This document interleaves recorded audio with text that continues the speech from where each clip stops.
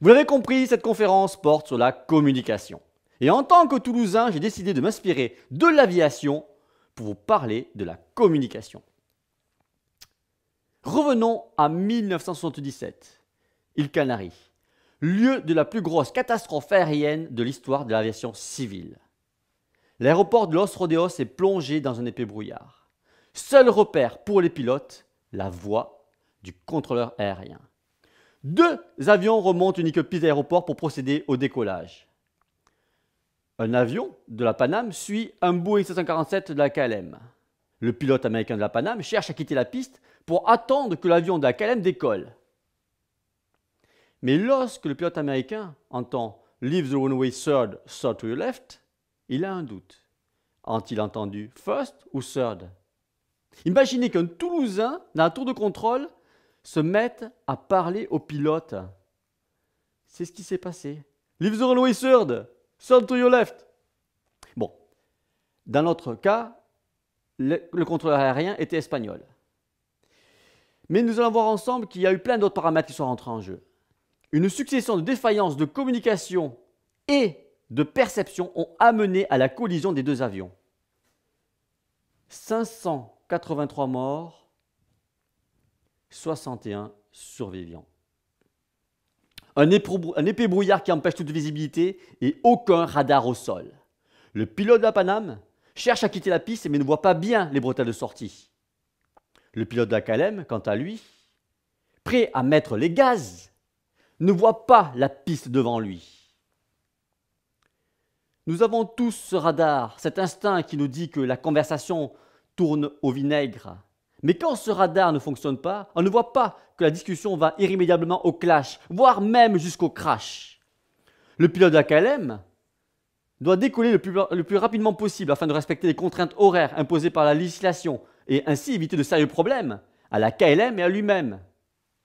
Cette pression, ce stress, peuvent avoir influencé le commandant de bord et altérer son jugement et sa prudence.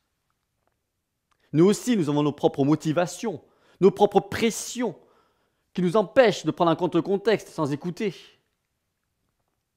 Ce commandant de bord, très expérimenté, n'entend pas non plus correctement les instructions du contrôleur aérien et pensant que la piste est dégagée, il n'écoute pas non plus son ingénieur de vol qui l'avertit que l'avion de la Pan Am pourrait être encore sur la piste. Il met les gaz. Des fois, on est tellement pressé de dire quelque chose à quelqu'un qu'on n'attend même pas que la personne ait fini de parler, qu'on pense déjà à ce qu'on va lui dire. On ne l'écoute pas. À cela s'ajoute le fait que les pilotes passent leurs appels au même moment, en même temps, sur la même fréquence. Leur message se transforme en sifflement. Il est inaudible. Vous savez, comme quand on parle tous en même temps. Vous l'avez probablement connu ça, en réunion de travail. Le brouhaha des discussions croisées qui empêchent d'échanger, d'écouter, d'entendre, d'être entendu, compris. Tout comme le brouillard qu'il y avait, il nous arrive à tous d'évoluer dans un environnement brouillardeux, où il est difficile de voir au loin, comme on l'a connu avec le crise sanitaire, incapable alors de voir où nous allons. Et puis il est possible qu'on ne se comprenne pas, pour des raisons sociales, culturelles, la fatigue peut-être. Vous savez, ces fameux accents qui empêchent la communication de passer, qui compliquent cette communication. Et bien sûr, il y a aussi les émotions, le stress, la pression, les enjeux des uns et des autres, l'ego, incapable alors de se focaliser sur les enjeux, sur les essentiels de l'organisation. La plus grande leçon managériale retenue de ce drame est que le commandant ne peut plus être le seul maître à bord. La procédure, depuis cet accident, impose au commandant d'être à l'écoute de son équipe. Une procédure dont nous devrions tous nous inspirer dans notre communication. La culture du cockpit est probablement quelque chose que nous devrions tous adopter dans nos équipes.